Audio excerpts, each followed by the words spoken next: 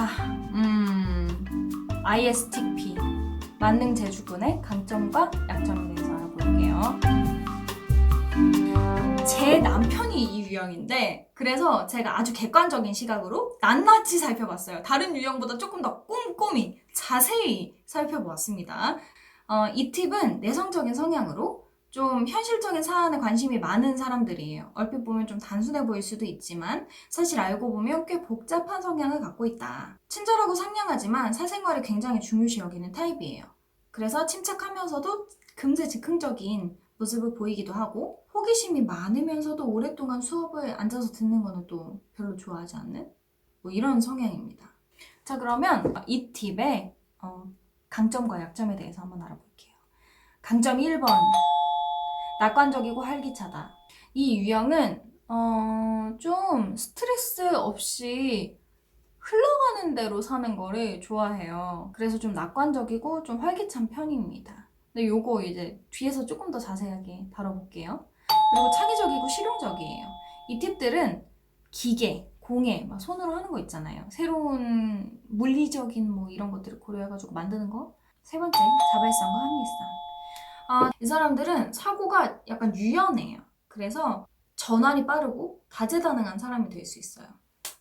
이거 약간 대박 인정한 내용인데 저는 심리학자고 제 남편은 완전 이공계 계열이거든요. 그리고 지금 엔지니어로 일을 하고 있고 그러니까 제가 연구를 하다 보면 다른 사람들이랑 막 대화를 하면서 돌파구를 찾고 싶은 타이밍이 와요. 제 남편이랑 얘기를 하면서도 반 의심?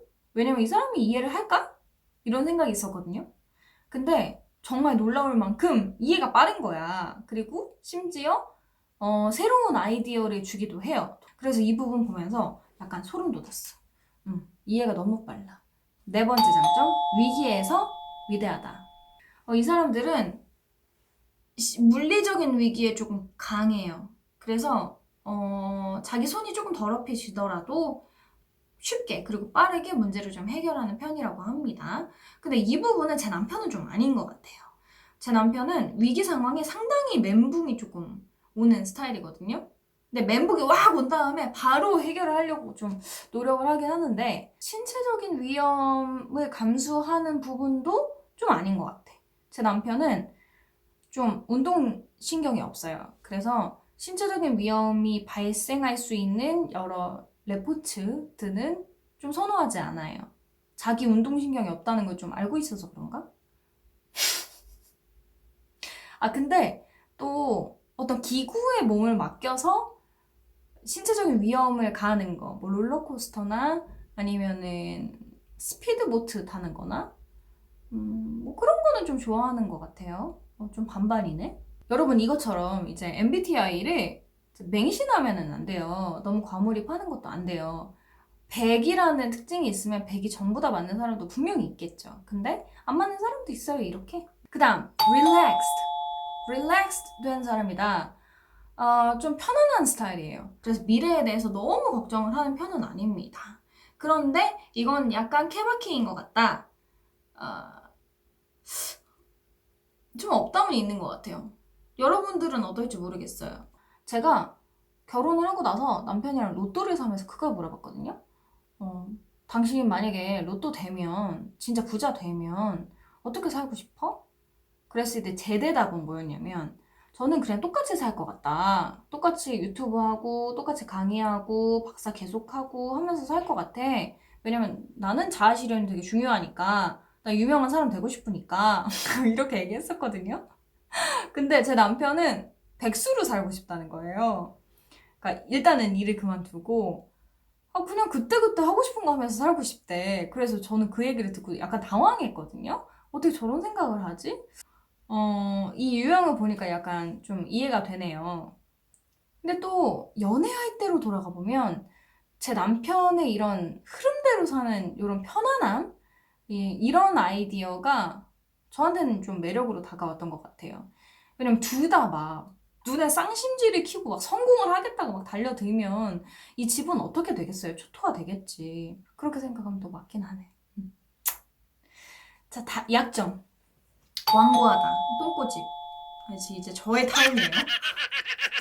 이 사람들은 약간 자신의 생활 방식이나 습관, 그리고 가치관들이 있어요. 근데 다른 사람들이 이거 고치라고 하면 진짜 짜증을 내요.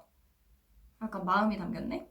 근데 내가 어떻게 구체적으로 얘기를 할 수가 없어. 왜냐면 이 채널을 이제 우리 시부모님과 우리 부모님 둘 다 보시기 때문에. 근데 이 영상을 보시면은 우리 어머님이, 시어머님이 굉장히 공감을 할 것 같다라는 생각이 듭니다. 자, 그 다음 약점.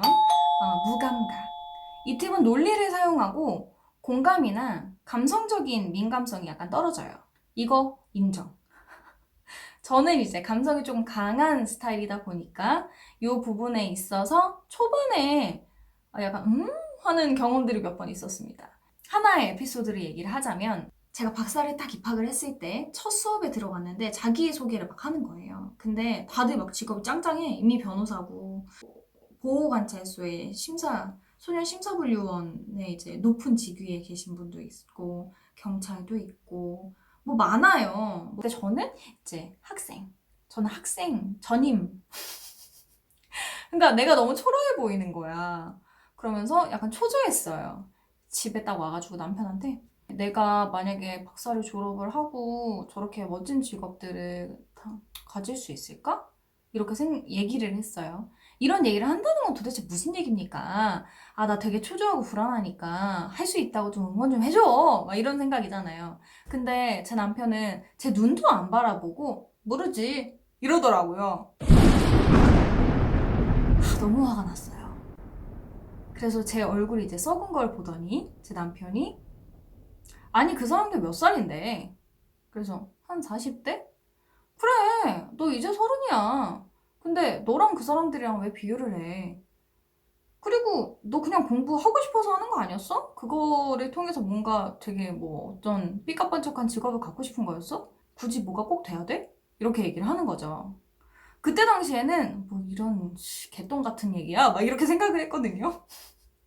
근데 나중에 박사를 막 하다 보니까 이 말이 정말 위안이 되더라고요. 내가 진짜 공부를 하고 싶어서 공부를 시작을 했는데 내가 뭔가 되지 않으면 어쩌지? 그리고 주변 사람들도 내가 뭔가 되기를 너무 원하고 있으면 제가 너무 부담스럽잖아요. 그런데 제 남편이 그렇게 얘기를 해줌으로써 내가 뭔가 되지 않아도 그냥 뭐 되면 되는 거고 안 되면 안 되는 거구나 이렇게 맘 놓고 공부를 할 수 있는 계기가 되었습니다. 이렇게 생각하니까 상당 부분 장점에서 얘기했던 부분들이 맞는 것 같네요. 그 다음 단점. 이 성격은 너무 알기가 어렵다. 진짜 찐 내성적이다. 그래서 진짜 가까운 사람하고도 얘기를 잘 안 하고 자기 마음속에 조금 여러 고민들이랑 문제들을 묻어놓는 경우가 있다. 인정. 저 결혼하고 나서 이것 때문에 굉장히 힘들었어요. 저는 아무래도 이제 외향적인 성격이다 보니까 분명히 스트레스를 받고 온 것 같아. 근데 집에 와서 막 아우라를 막 풍기면서 게임만 계속하는 거야. 그리고 누워서 자. 그러니까 제 입장에서는 걱정이 되잖아요. 그래서 너무 알고 싶은 거야. 도대체 왜 저러는지. 그래서 몇 번 이제 쫄랐어요. 근데 제 남편이 한번 얘기하더라고요. 내가 이럴 때는 그냥 얘기하고 싶지 않다고. 거의 결혼한 지 2년이 조금 덜 됐거든요. 근데 이제 이해가 좀 돼요. 그래서 그런 상황에서는 그냥 냅둡니다. 어차피 얘기한다고 해결될 사람이 아니에요. 이제 좀 서로를 이해할 수 있게 된 거죠. 그 다음 쉽게 지루함을 느낀다. 이 사람들은 생각이 많은 사람들이에요. 근데 쉽게 주의가 전환되기도 해요. 그래서 장기적으로 하나를 딱 꽂고 그거를 쫙 가는 성격은 좀 아니야. 그건 좀 약해요. 그래서 이걸로 가는 듯 하다가도 새롭거나 뭔가 흥미로운 주제가 생기면 거기로 이렇게 싹 빠져나가는 그런 게 있습니다. 그리고 커밋먼트를 싫어한다. 장기적인 거를 이제 싫어한다 그랬잖아요. 그러니까 커밋먼트도 조금 힘들어요. 왜냐면 오랜 시간 동안 무언가에 묶여 있다라는 생각이 많이 들기 때문에 이 사람들한테는 커밋먼트는 약간 억압? 이렇게 느껴질 수 있어요. 그러니까 뭔가 구속되고 그 사람의 스케줄에 맞춰서 내 스케줄을 좀 옮기고 그 사람의 생활 방식에 의해서 내 생활 방식에 영향을 받고 이런 게 다 귀찮은 거예요. 그리고 이 유형은 자기 영역이 되게 확고해요. 그래서 심지어 부모님도 그 영역에 잘 들어오는 거를 허락하지 않습니다. 이거를 물리적인 영역도 마찬가지예요. 자기 집도 마찬가지고 자기의 정신적인 영역도 마찬가지예요. 자기 삶의 공간, 자기의 라이프스타일 자체도 좀 관여받거나 영향받는 것을 좋아하지 않아요. 그걸 허락하지도 않고요.